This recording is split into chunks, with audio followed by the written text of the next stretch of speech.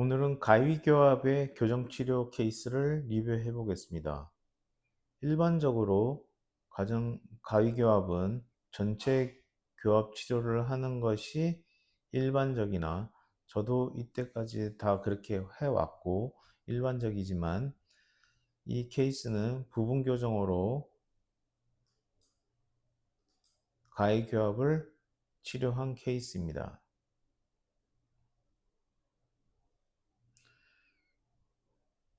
환자분은 작년 9월에 오셔서 다른 치과에서 16번 치아에 크랙이 발생되어 신경치료와 크라운 치료를 진행하였고, 그 다른 치과에서 17번과 47번 치아에 가위교합을 교정치료하는 것이 좋다고 권유받고 검색하여 저를 찾아온 환자분이십니다. 25년 9월에 왔을 때 저한테 처음 오셨을 때는 16번이 임시 크라운 상태였고 16번 크라운은 교합이 낮은 상태로 이었을 뿐만 아니라 또한 최종 보철모를 하고 다시 저한테 내원하셨을 때도 16번의 교합이 낮아 있는 상태입니다. 왜 16번에 크랙이 발생하는지 먼저 설명드리겠습니다.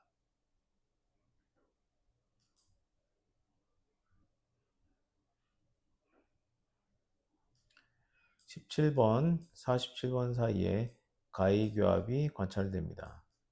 그리고 16번에 크라운을 한 상태였고 처음에는 임시차 상태로 오셨으나 그 다음번에 내원하셨을 때 최종 보철모를 하시고 내원하셨습니다.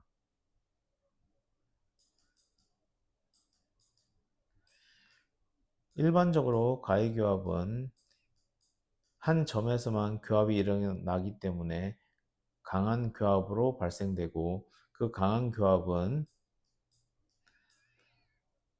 16번 크라운 치료할 때 일반적으로 교합이 낮은 경우가 굉장히 많습니다. 왜냐? 16번, 17번의 교합을 세기 때문에 더 다치기 때문에 그것에 맞게끔 16번 크라운을 제작하면 교합은 낮을 수밖에 없습니다.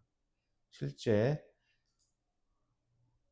교합 분포를 보시면 17번과 47번 사이에 가위교합에서는 굉장히 강한 교합이 관찰되지만 16번 크라운과 46번 치아 사이에는 교합이 약해 있는 것을 알 수 있습니다. 이 의미는 크라운의 교합이 매우 낮다는 의미입니다. 또한 일반적으로 17번에 크라운이 가위교합이 있으면 17번에 대부분의 크라운 치료 전을 말씀드리면 16번 크라운을 치료하기 전 상태의 자인치아 상태에서는 17번이 47번과 가위교합이기 때문에 정상적인 기능을 할 수가 없습니다. 그 결과 16번에 과도한 교합력이 집중되기 때문에 16번 치아에 크랙이 발생될 수밖에 없고 또한 이 경우에 크라운을 했을 경우 앞서 설명드렸듯이 17번의 교합력이 세기 때문에 이게 과하게 다치게 되면 16번의 크라운 치료 후에 교합이 낮은 경우가 허다합니다. 그러므로 16번 크라운을 재치료하는 것이 훨씬 유리합니다. 17번 가위교합을 교정한 치료 후에 16번 크라운을 재치료하는 것을 환자분께 설명드리고 먼저 17번 치아의 교정치료를 진행하기로 하였습니다. 하지만 제가 6개월 정도 지났을 때 교정치료가 안 될 경우 전체 교정치료를 진행하기로 하고 진행하였습니다. 일단은 오른쪽 부분 교정으로 시작하고 만약에 6개월 이내에 결과가 나오지 않으면 전체 교정 치료를 진행하기로 하였습니다.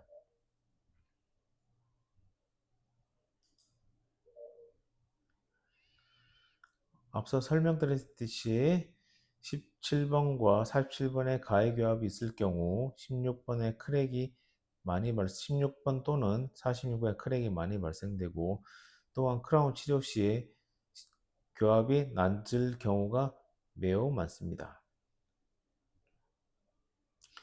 보면 심스탁이 17번에는 안 빠지지만 16번 크라운 사이에는 심스탁이 빠진다는 걸 알 수 있고 이 의미는 교합이 낮고 크라운 치료가 잘못됐다는 의미입니다. 그로부터 3개월 후에 최종 보출을 하시고 저한테 다시 내원하셨고 앞서 설명드렸듯이 부분 교정 치료로 시작하고 결과가 6개월 이내 진행이 되지 않으면 전체 교정 치료로 전환하기로 하였습니다.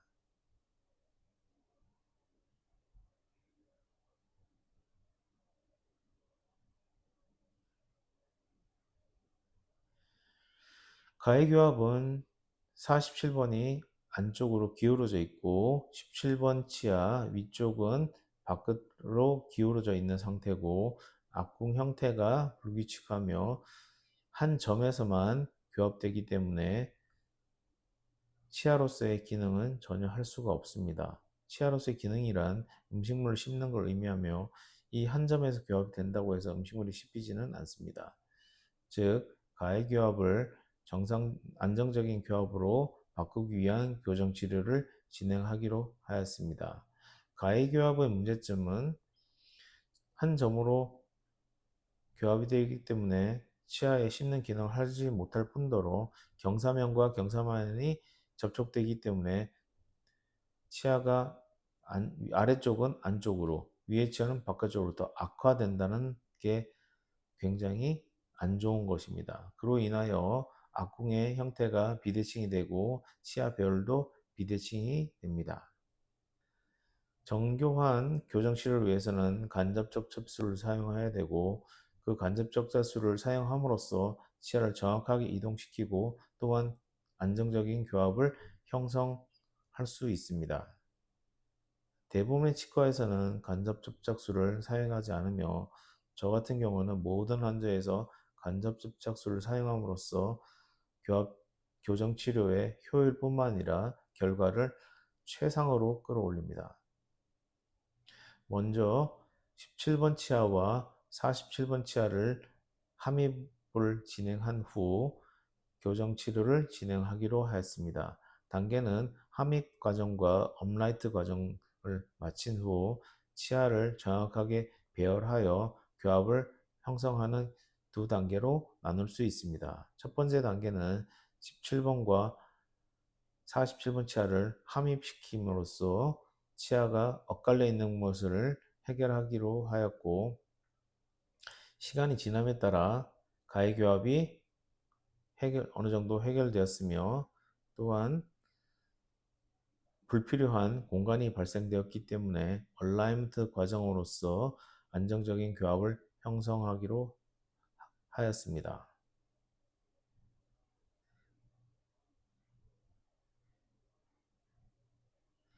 함입 과정이 끝난 다음에 간접 접착술을 이용하여 상악치아와 하악치아에 브라켓과 튜브를 부착시키고 정확한 배열을 하고자 하여 먼저 간접 접착술을 이용하여 브라켓과 튜브를 치아에 부착시킨 후 교정용 와이어를 이용하여 얼라이먼트를 진행하고 불필요한 공간을 폐쇄시키는 과정을 진행하였습니다. 그럼으로써 안정적인 교합을 형성할 수 있었고 공간도 닫혔으며 위아래 모두 규칙적인 악궁 형태를 갖추고 있으며 17번과 47번의 가위 교합이 안정적인 어금니 교합으로 개선되었습니다.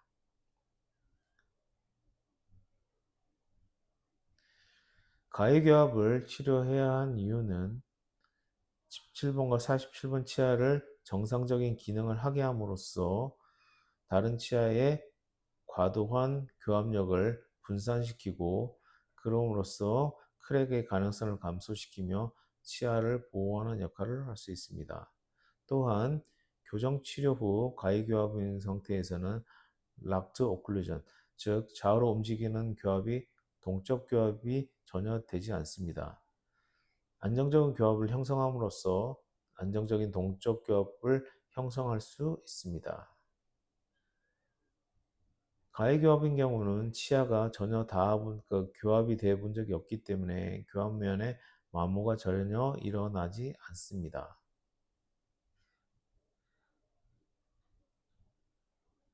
치아 모양을 보시면 다른 치아들은 교합이 되기 때문에 마모가 일어났지만 17번과 47번은 전혀 마모가 되지 않은 상태 그대로입니다. 즉, 간접 접착술을 이용한 교정 치료를 함으로써 안정적인 교합을 형성할 수 있고, 또한 안정적인 정적 교합을 형성함으로써 안정적인 동적 교합까지 형성할 수 있습니다.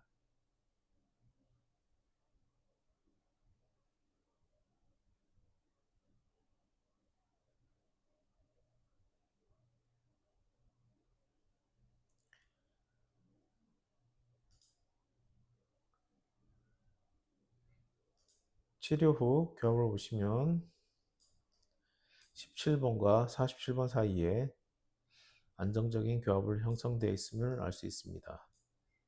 안쪽에서 보아서도 17번과 47번이 안정적인 교합을 형성하였고 적절한 오버젯 오버와이트 형성되어 있으며 규칙적인 교합 평면,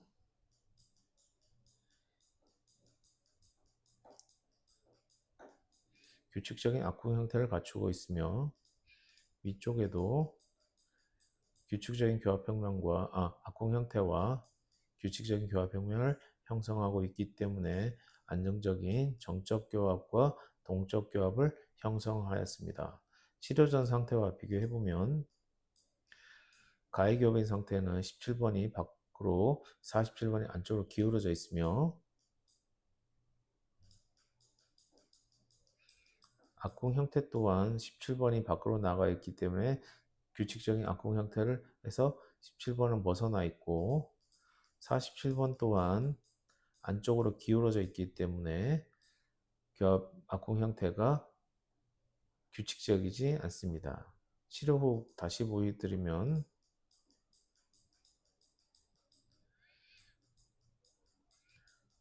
규칙적인 악궁 형태, 치료 전에 불규칙한 악궁 형태로 관찰할 수 있습니다.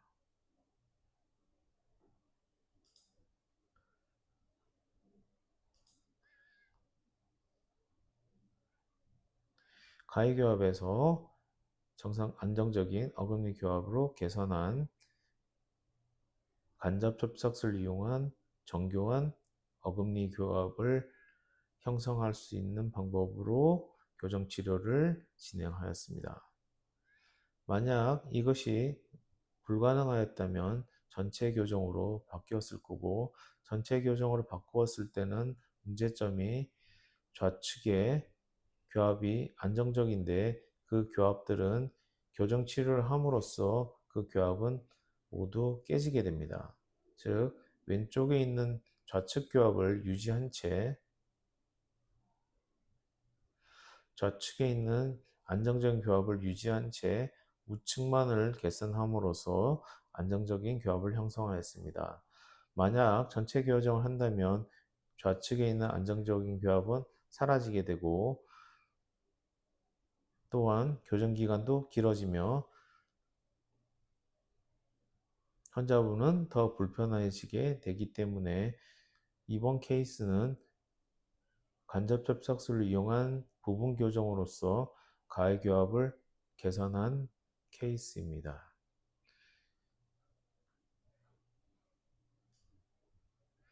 환자분에게 16번 크라운 재치료를 설명드렸지만 환자분이 16번 크라운을 재치료를 원하지 않으셔서 16번 크라운은 재치료를 진행하지 않았습니다.